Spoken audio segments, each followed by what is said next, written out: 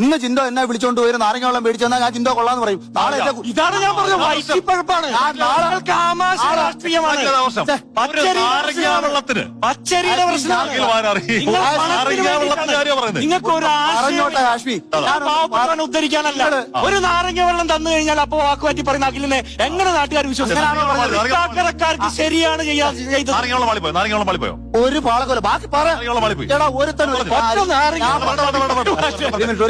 നിങ്ങൾ അഭിപ്രായം മാറ്റുന്ന അഖിലിനെ എങ്ങനെ ഒന്നുകിൽ ഒരാൾ സ്നേഹത്തോടെ വിളിച്ചോണ്ട് വന്നിട്ട് എനിക്കൊരു നാരങ്ങാളം മേടിച്ചെന്നാൽ അയാൾ നല്ല മനുഷ്യനാണെന്ന് പറയുന്നതാണ് കാണോ.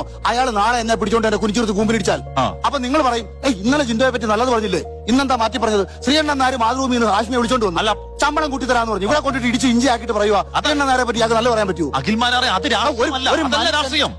നാരങ്ങാവെള്ളം കിട്ടുമ്പോഴേക്ക് ഒരാളെ പറ്റി നല്ലത് പറയുന്ന അല്ല രാഷ്ട്രീയം. ഞാൻ പറഞ്ഞ രാഷ്ട്രീയം പറ. അതല്ല രാഷ്ട്രീയം, ഐഡിയോളജിയാണ്. എന്താ ഐഡിയോളജി? ഞാൻ പറയാം. അഖിൽമാരാർ പറഞ്ഞു, അതായത് BJP-യോട് ചേരാൻ കഴിയും 80% ചേരാൻ പറ്റുള്ളൂ. അതുകൊണ്ട് എനിക്ക് ചേരാൻ പറ്റിയ ഏറ്റവും നല്ല പ്രത്യയശാസ്ത്ര ഐഡിയോളജിക്കൽ ധാര 2020 ആണ് എന്ന് വാർത്താ സമ്മേളനത്തിൽ പറഞ്ഞു. അവർക്ക് ആശയം കേൾപ്പിക്കണോ? അവർക്ക് ആശയം കേൾപ്പിക്കണോ? കേൾപ്പിക്കണോ? ഒന്ന് പ്ലേയോ.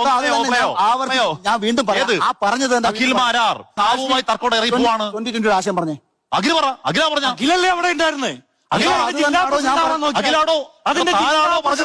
ചോദിച്ച ആൾക്കാർ താനാ പറഞ്ഞത്. എന്താണ് പറഞ്ഞത്? ഈ ഐഡിയോളജി ഇഷ്ടപ്പെട്ട ഞാൻ പറഞ്ഞത്